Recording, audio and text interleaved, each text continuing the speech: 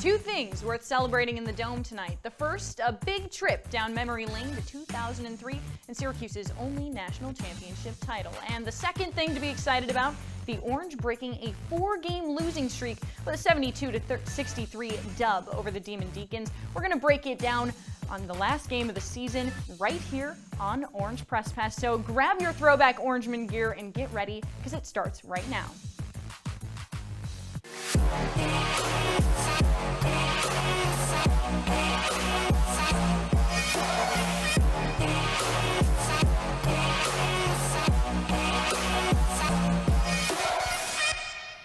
Energy in the Dome was electric tonight, and according to Coach Boeheim after the game, he said he didn't see a single fan leave. I don't know if I completely believe that, but I guess I'll try. Thanks for tuning in to Orange Press Pass. I'm Teagan Brown, joined by Ashley Wenskoski and Chloe Smarz. Now, guys, a lot going on in tonight's game, especially after the past 4 games, everything we saw there. I want to know your first thoughts. Ashley, we'll start with you.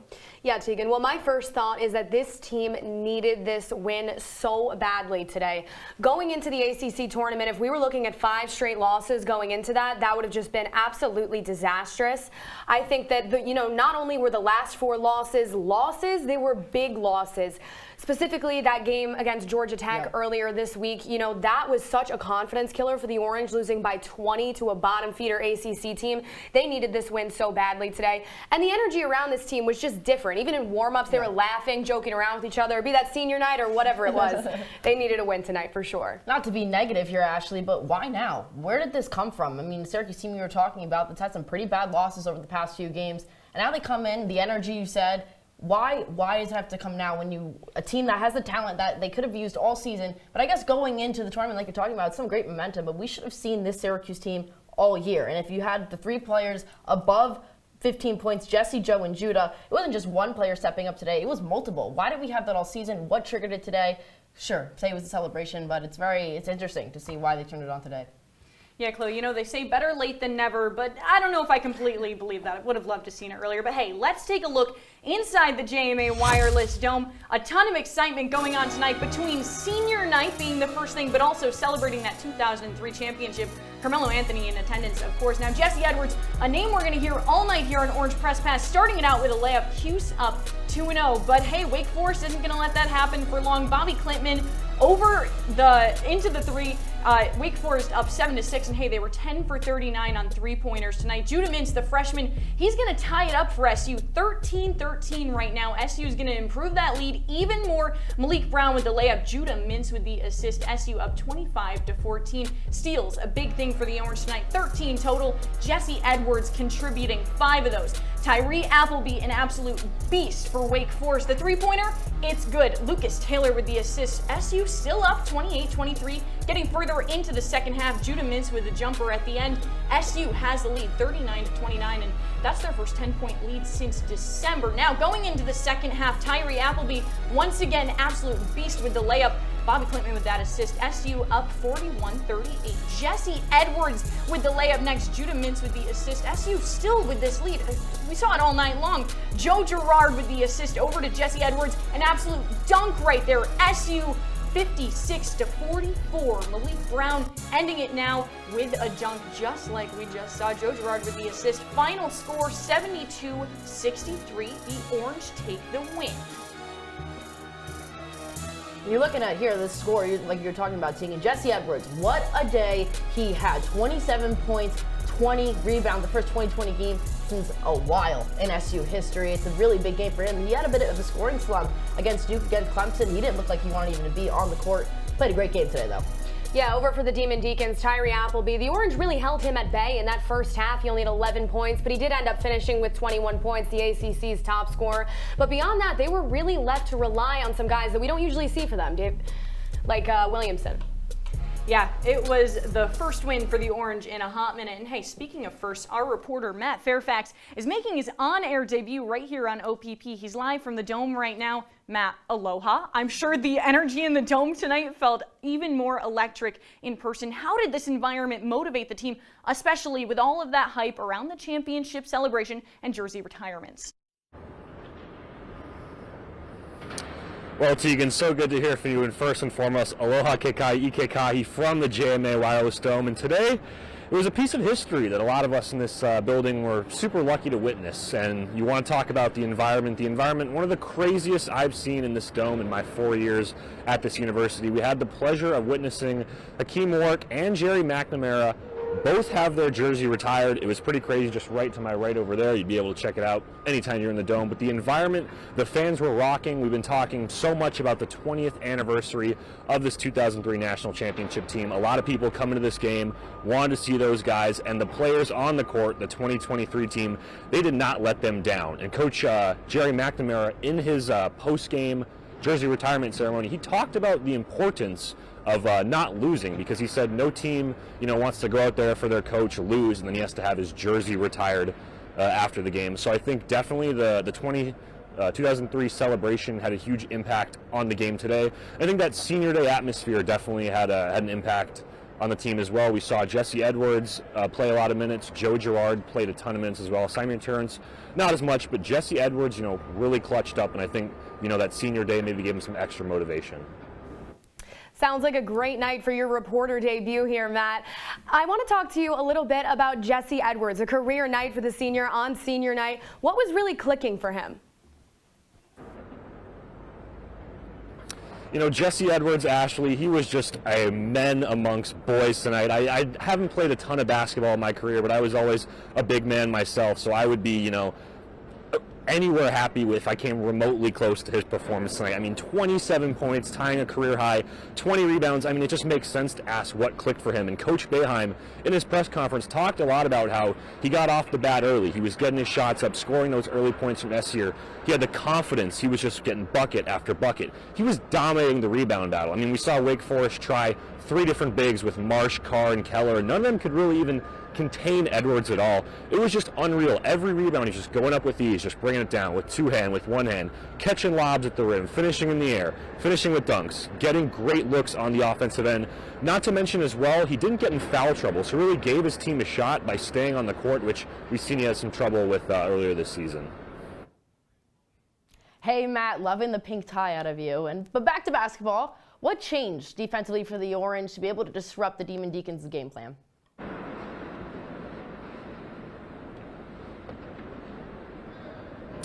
Chloe, great to hear from you as well. Another fantastic question. The defensive side was definitely something that Coach Boeheim and the rest of the Syracuse team, you could tell they wanted to improve on after this 4-game losing streak.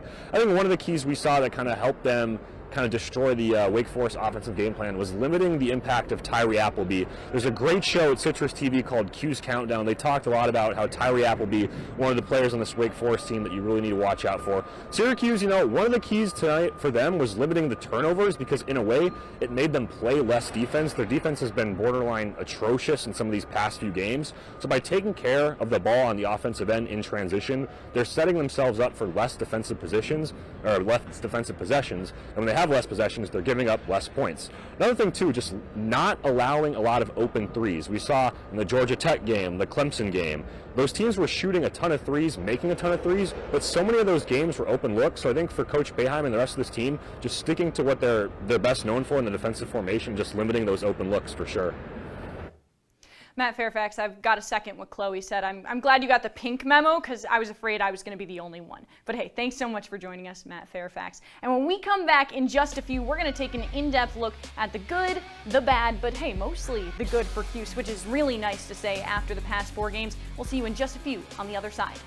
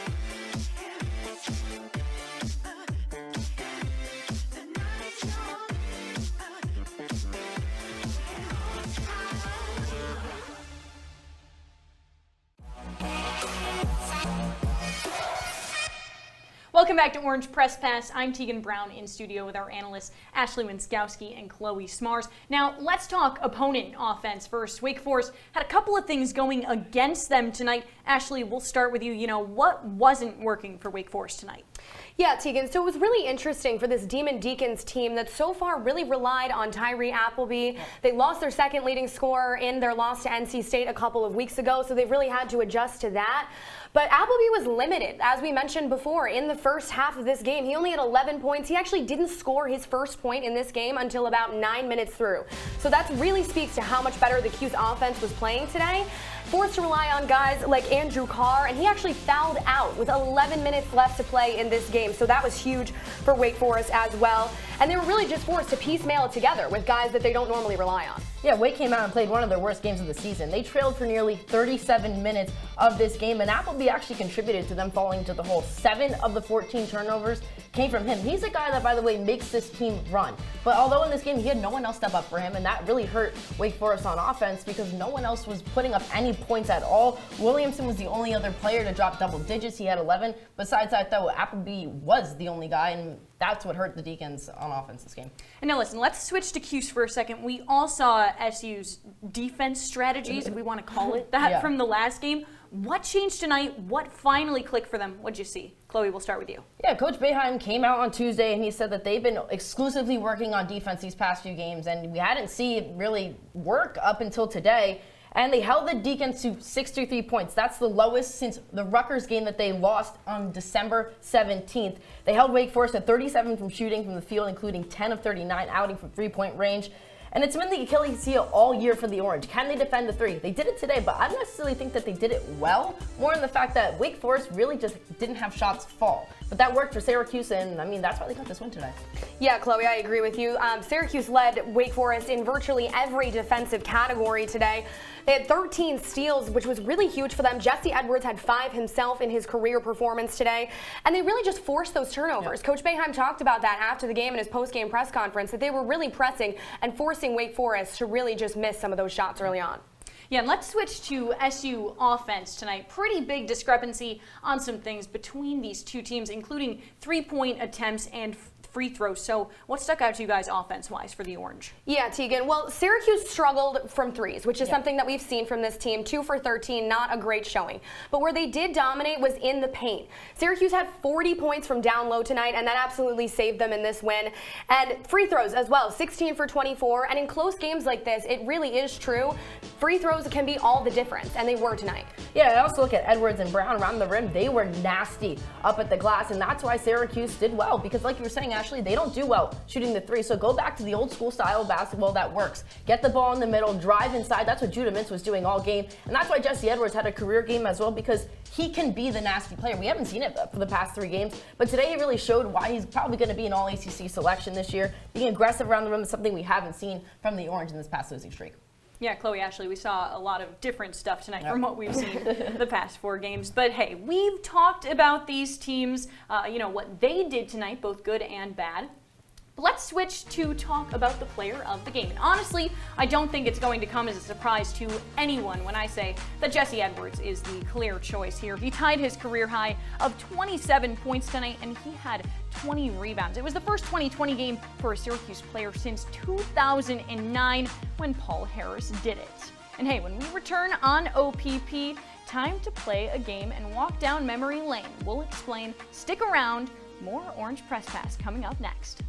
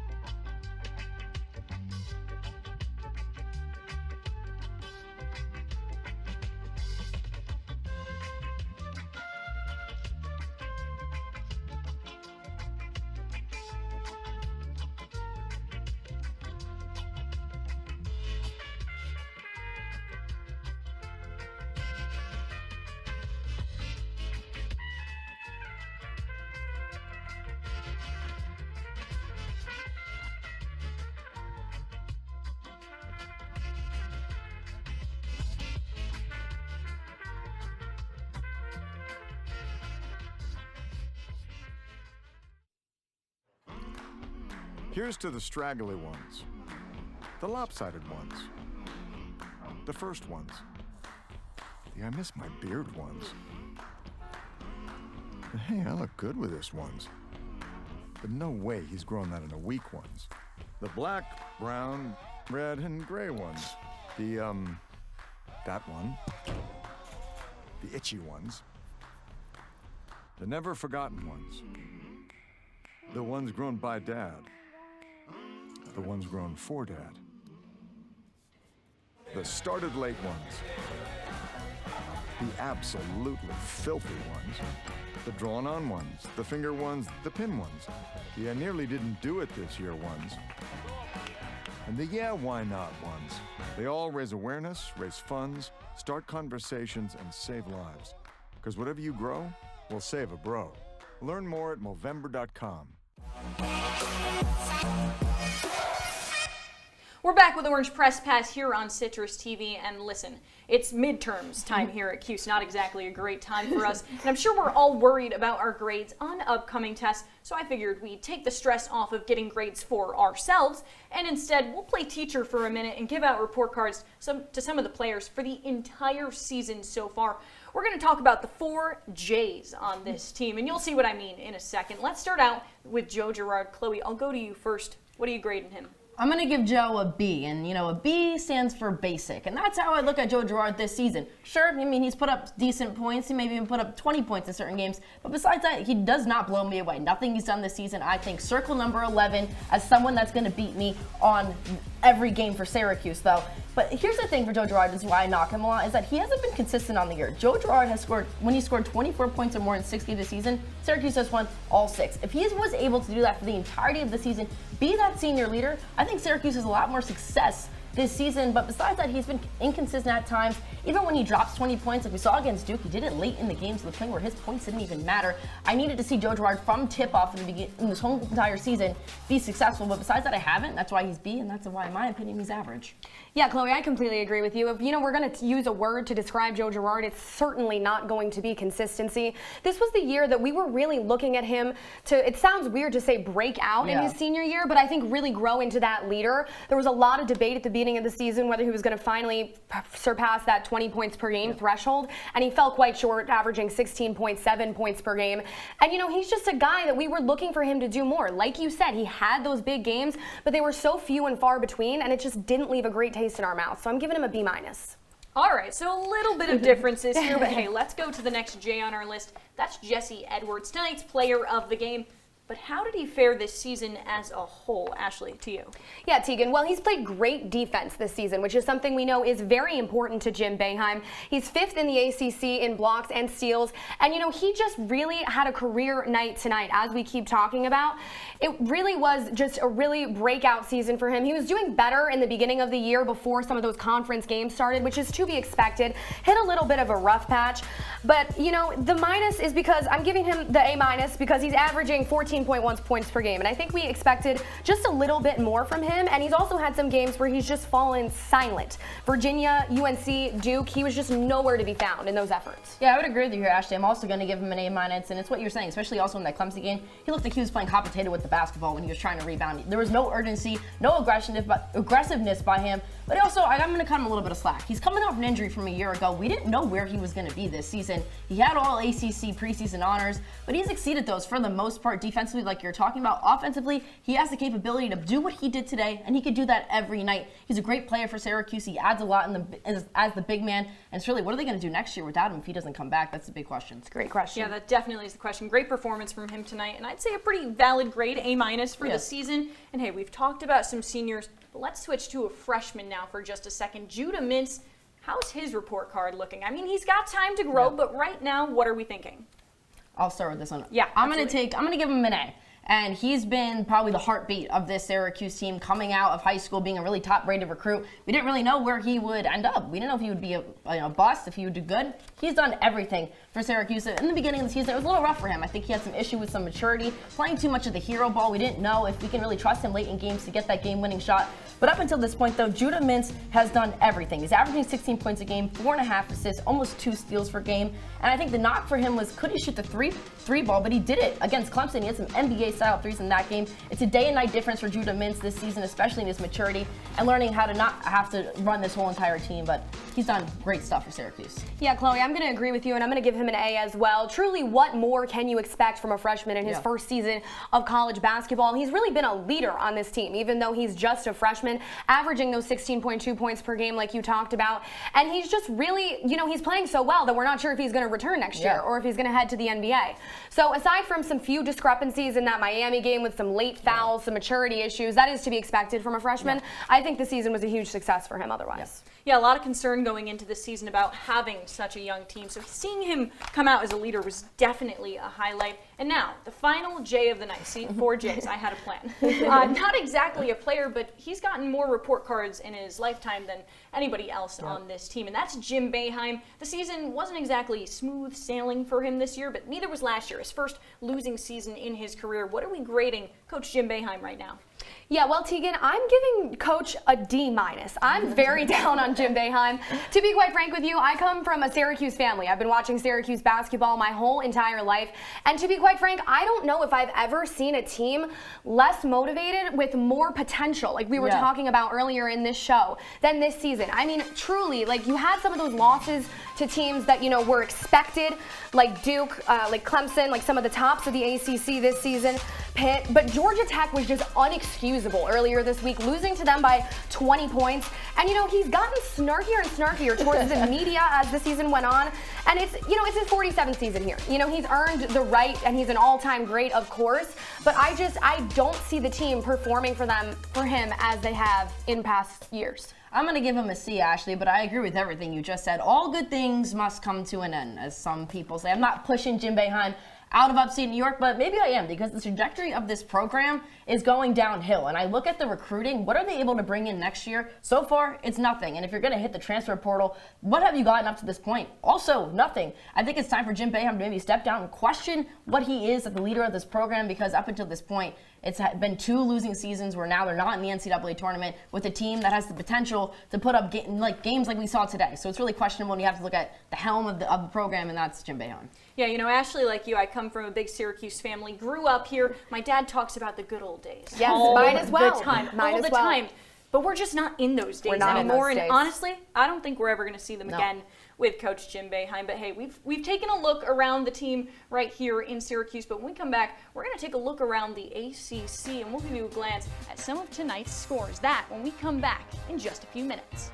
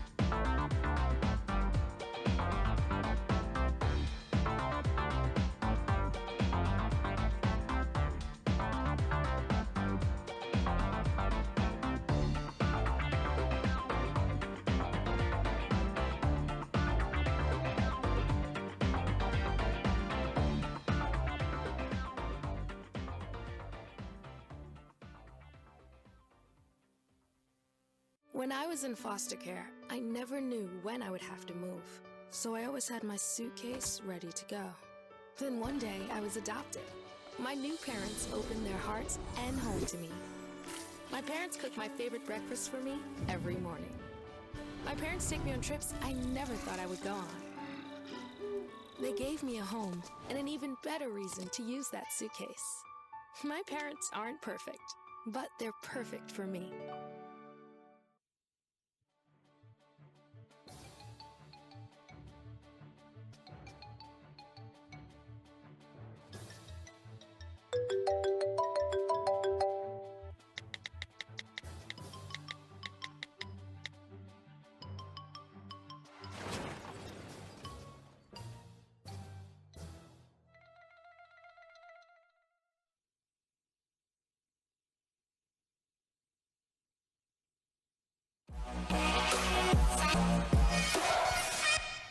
Welcome back to Orange Press Pass. Teagan Brown joined in studio with Ashley Wenskoski, Chloe Smarz. We've talked about Syracuse tonight. Honestly, I'm kind of Syracuse out. So let's go around the ACC. Let's talk about some of tonight's matchups. I mean, we were watching them after we finished the Cuse game. Let's see which ones are sticking out to you guys right now. Ashley, I'm going to start with you. What are you thinking? Yeah, Teagan. Well, Notre Dame Clemson is still underway. I think, it's reflected by the score there, and I think we all have a pretty good idea of how that's going to turn out. So the ACC is almost set. You see Georgia Tech knocking off Boston College there earlier today, moving Syracuse into the 8-9 matchup for the ACC tournament. So that's really what sticks out to me. Yeah, I look at Miami getting a really big win over a good Pittsburgh team that beat them earlier in the season, and Jordan Miller from Miami dropped 17 in that one. Also, though, Duke topped off UNC in a game that was single-handedly dominated by center Kyle Fabowski for the Blue Devils. He had 22 in that contest. Yeah, something that sticks out to me, I mean, obviously we played, Georgia Tech in our last game, and they were, at that point, and I believe still are, the lowest scoring team in the ACC. Right. Yet we're kind of seeing them, improve right here at the end of the season. And we're going to take a look at ACC standings right now. Syracuse pretty close to the bottom, 10-10 in conference play, 17-14 overall after tonight's win. Guys, what are you thinking about this lineup right here? I think it just reflects what a weird year it's been for the ACC. You look at Duke, you look at North Carolina, who was in the championship game a year ago, falling more towards the middle of the pack. I look at a Pittsburgh team that was projected to finish 14th in preseason polls. They really used that transfer portal in the offseason. Not only are they ranked, but up until today, they were third in the ACC standing. Syracuse obviously towards the bottom. But again, weird year for the ACC. That's all I can say about that. Yeah, Chloe, I agree with you. I think when I look at these standings, what really sticks out to me is the loss of potential for Syracuse, like we've mentioned so many times. That was a Miami team that they went down to Miami and almost beat. In the final minute, they fell. So that's the first place team in the ACC. So that's just really ridiculous for this team. And now I think we're taking a look at the tournament bracket here. Syracuse is actually going to play Wake Forest again, which is crazy. They only have 4 days to, kind of wrap things up and try to find another win against them. Yeah, and if they win that game, they play a Miami team like what you said, Ashley. They almost beat early in the season, so if Syracuse can maybe get through Wake Forest again, they maybe have a shot against Miami. Yeah, I don't know how much Syracuse learned against Wake Forest tonight. I mean, we talked about all the good they did. It was something, it was day and night compared to the last 4 games we saw. So, the chances of going up against Wake Forest again, kind of repeating what they did, high, maybe, but again, they don't have that environment of the dome they had tonight. So neutral many site, so we'll see what happens. Neutral site. We'll see all of the factors that are at play here. I mean, it's just really weird year for the ACC, like you said. Duke really sticks out too, especially without Coach K. A better season for them than I think anybody really anticipated to have. But let's talk about final thoughts, guys. I mean, we saw tonight. We've seen the entire season. So I'll kind of ask you, on a whole, what are you thinking? What are your final thoughts on OPP? My final thought tonight, Teagan, is it's tough to look at this team in their last game of the regular season and not wonder how different they're going to look next year. They're facing the potential of losing, all of their top scorers, Judah, Jesse, Joe. We'll see if any of them return next year. John Bolajok has already announced he's going to be entering the transfer portal, and my thought is, will any of those other freshmen enter the transfer portal as well? So we just have no idea how this team's going to look. Yeah, Ashley, it's a happy ending, but it's time to reflect. You got to look back at what happened this year and what went wrong for another year for Syracuse. You got to look at the coaching staff, what you're going to be able to bring in next year. Time of reflection, sure, happy celebrations and jersey retirements, but this season was not a good year for another average team for Syracuse in the ACC. Yes, last regular season game this year in the Dome. But that's all we have on Orange Press Pass. Thanks so much for joining us. I'm Teagan Brown, joined by Ashley Wenskoski, Chloe Smarz. Thanks for all of us here at Citrus. Have a great night, Syracuse.